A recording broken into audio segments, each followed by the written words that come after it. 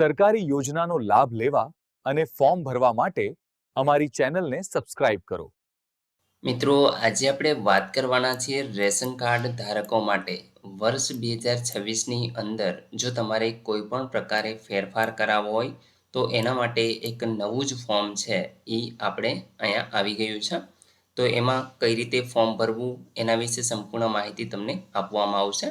અહીં મિત્રો સુધારા કે જેમ કે નામ ઉમેરવું હોય અથવા તો નામ કમી કરવું હોય, નવું તમારે રેશન કાર્ડ વિભાજનથી મેળવવું હોય, રેશન કાર્ડમાં સરનામું સુધારવું હોય અથવા તો કોઈ ડુપ્લિકેટ રેશન કાર્ડ તમારે કાઢવું હોય, તમારું રેશન કાર્ડ ફાટી ગયું હોય કે ખોવાઈ ગયું હોય, અથવા તો તમારે કોઈ રેશન કાર્ડને રદ કરાવવું હોય કે પછી નવું સ્માર્ટ રેશન કાર્ડ મેળવવું હોય, તો આ તમામ જે સુવિધાઓ છે એના માટે મિત્રો તમારે ક્યાં ક્યાં ડોક્યુમેન્ટ જોશે એની પણ ચર્ચા કરીશું અને કઈ રીતે ફોર્મ ભરવું એ સંપૂર્ણ માહિતી તમને આ વિડીયોની અંદર આપવાની છે.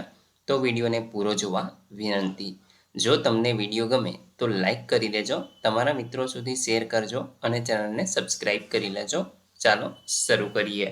તો મિત્રો તમે જોઈ શકો છો રેશન કાર્ડ સંબંધિત સેવાઓ માટેનું આ અરજી ફોર્મ છે જે વિનામૂલ્યે તમને આપવામાં આવે છે.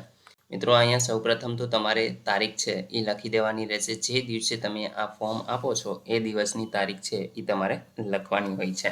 ત્યાર પછી તમને જે પણ મામલતદાર કચેરી લાગુ પડતી હોય એ તમારે અહીંયા લખવાનું છે. ગ્રામ્ય હોય તો ગ્રામ્ય, શહેરી હોય તો શહેરી. અહીંયા મિત્રો તમારે તમારો જિલ્લો છે એ લખી દેવાનો રહેશે. ત્યાર પછી મિત્રો અહીંયા આગળ તમારે ટિક માર્ક છે કરી દેવાનું રહેશે કે હું સંમતિ સ્વીકારું છું. અને ત્યાર પછી અહીંયા તમારા રેશન કાર્ડનો નંબર છે એ તમારે લખવાનો હોય છે. તો એ તમે તમારા રેશન કાર્ડમાં જોઈ અને લખી શકો છો. ત્યાર પછી અહીંયા ઈમેલ આઈડી આપવું હોય તો આપી શકો છો, બાકી છોડી પણ શકો છો. અહીંયા તમારે તમારો મોબાઈલ નંબર છે એ લખવો.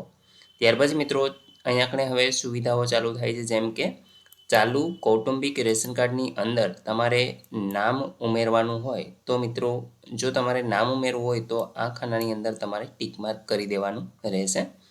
નીચે દર્શાવેલી રેશન કાર્ડમાંથીને નામ કમી કરી ઉમેરવા, તો એનું જે રેશન કાર્ડમાંથીને નામ કમી કરવાનું છે એ રેશન કાર્ડનો નંબર અહીંયા તમારે લખી દેવાનો રહેશે. મિત્રો જે વ્યક્તિનું નામ ઉમેરવાનું છે એનો આધાર કાર્ડ નંબર અહીંયા લખવાનો છે. ત્યાર પછી એનો એક મેમ્બર આઈડી હોય છે જે તમારા રેશન કાર્ડની પાછળના ભાગમાં આપેલો હોય છે, જેમાં રેશન કાર્ડનો નંબર તો હોય જ છે અને ત્યાર પછીના 3 આંકડા છે જે તમારા મેમ્બર આઈડી હોય છે. આપણે અહીંયા આગળ ઇમેજમાં પણ તમને બતાવેલું છે. ત્યાર પછી મિત્રો અહીંયા આગળ આધાર પ્રમાણે પૂરું નામ છે એ તમારે લખી દેવાનું રહેશે. એની જન્મ તારીખ અહીંયા લખવાની છે. ત્યાર પછી સ્ત્રી કે પુરુષ જે પણ હોય એ તમે અહીંયા લખશો. કુટુંબના મુખ્ય મહિલા અથવા તો વડા સાથે એમનો સંબંધ શું છે એ તમારે અહીંયા લખી દેવાનું રહેશે. તમારો મોબાઈલ નંબર અહીંયા તમારે લખવાનો છે. એકથી વધારે નામ ઉમેરવાના હોય તો એ પણ તમે અહીંયા લખી શકો છો. ત્યાર પછી મિત્રો ચાલુ રેશન કાર્ડની અંદરથી જો તમારે નામ કમી કરવું હોય તો તમે અહીંયા બીજા ખાનાની અંદર ટિક માર્ક કરી શકો છો. અહીંયા એમનો આધાર નંબર લખવાનો છે. ત્યાર પછી મેમ્બર આઈડી અહીંયા આપણે પૂરેપૂરું નામ લખી દેવાનું છે અને કમી કરવાનું કારણ શું છે. હવે મિત્રો કમી કરવાના કારણ અહીંયા આપણે તમે જોઈ શકશો નીચે કે લગ્ન થવાથીને તમારે કમી કરાવવું છે. ત્યાર પછી કોઈ મૃત્યુ પામ્યું હોય, છૂટાછેડા થયા હોય કે પછી અન્ય જગ્યાએ સ્થળાંતર થયેલું હોય તો એ કારણ હોઈ શકે કે જેના દ્વારા તમારે તમારા રાશન કાર્ડમાંથી નામ છે એ કમી કરાવવાની જે જરૂર છે એ પડે. તો એ તમારે અહીંયા કારણ લખી દેવાનું રહેશે. ત્યાર પછી મિત્રો ત્રીજું છે કે નવું રેશન કાર્ડ વિભાજનથી મેળવવા માટે, તો તમારે આ ખાનાની અંદર ટિક માર્ક કરવાનું છે. તમારે કોઈ રેશન કાર્ડમાંથી એ વિભાજન થયેલું એટલે કે એ નોખી પરમિટ કરાવવાની હોય તો એના માટે આ ત્રીજો ઓપ્શન છે જેમાં તમારે ટિક માર્ક કરવાનું છે. હવે મિત્રો અહીંયા તમે જોશો કે આ બધામાં ટિક માર્ક હું કહું છું, પરંતુ માની લો કે તમારે માત્ર નામ જ ઉમેરવાનું હોય તો તમારે માત્ર આ એક જ ઓપ્શન છે એ ભરવાનું છે, બાકી કોઈ પણ વસ્તુ ભરવાની રહેતી નથી. તો એ ખાસ ધ્યાન રાખજો, તમને જે પણ લાગુ પડતું હોય એ તમારે કરવાનું છે. તો વિભાજનથીને તમારે રેશન કાર્ડ છે અલગ કરાવવાનું હોય તો અહીંયા જે પણ સભ્ય હોય, જેટલા સભ્ય હોય અલગ કરવા માટે તો એ અહીંયા આગળ તમારે નામ લખવાના થશે, એમના મેમ્બર આઈડી લખવાના છે, ત્યાર પછી એમના પૂરેપૂરા નામ, જન્મ તારીખ, સ્ત્રી કે પુરુષ, કુટુંબના વડા સાથે એમનો સંબંધ શું છે અને એમના મોબાઈલ નંબર છે એ અહીંયા લખી દેવાના રહેશે. મિત્રો ખાસ અહીંયા આગળ ધ્યાન રાખવાનું કે તમારું તમામ જે સભ્ય છે એના KYC અહીંયા થયેલા હોવા જોઈએ.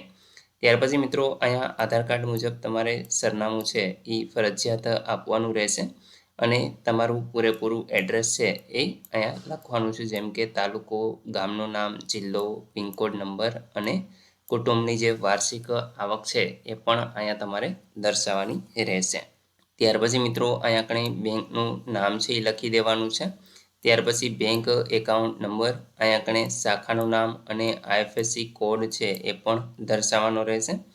ત્યાર પછી મિત્રો ચોથું છે કે રેશન કાર્ડની અંદર સુધારો કરાવવો છે, જેમ કે નામમાં કાંઈ ફેરફાર, સરનામું, મોબાઈલ નંબર, આવક, બેંક, આધાર નંબર, આમાંથી ને કંઈ પણ તમારે અપડેટ કરવું હોય તો એ મિત્રો તમે અહીંયા હાલની વિગત દર્શાવશો અને અહીંયા જે નવી તમારે સુધારવાની છે એ વિગત દર્શાવવાની રહેશે અને અહીંયા તમારે આધાર કાર્ડ છે એ લખી દેવાનું રહેશે.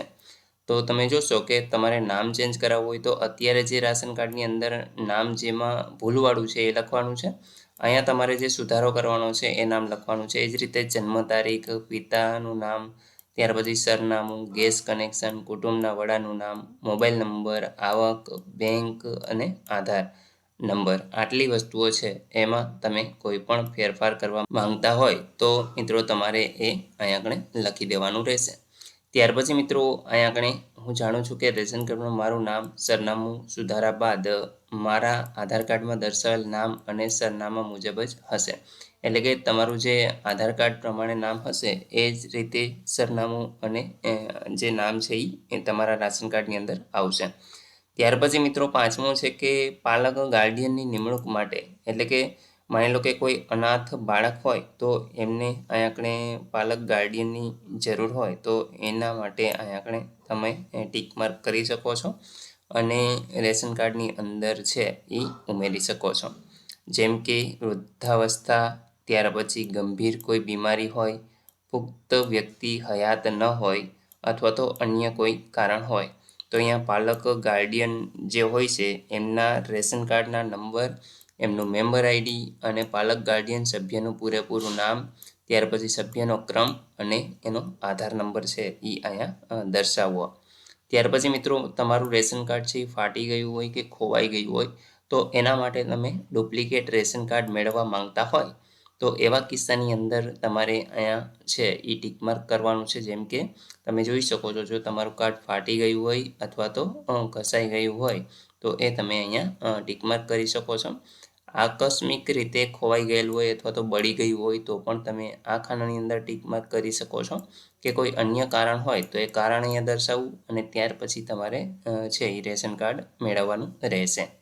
ત્યાર પછી છે મિત્રો સાતમું, જેમાં કૌટુંબિક રેશન કાર્ડ તમારે રદ કરાવવું હોય તો એના માટે જેમ કે અહીંયા કારણ હોઈ શકે કે અન્ય રાજ્યની અંદર તમે બદલી થઈ હોય અથવા તો વતનમાં પરત ફરતા હોય કે કોઈ અન્ય કારણ હોય તો એ તમારે દર્શાવવાનું રહેશે. ત્યાર પછી મિત્રો હયાત બારકોડેડ રેશન કાર્ડની જગ્યાએ તમારે નવું સ્માર્ટ રેશન કાર્ડ મેળવવું હોય તો એના માટે તમે 8 નંબરમાં ટીક કરશો.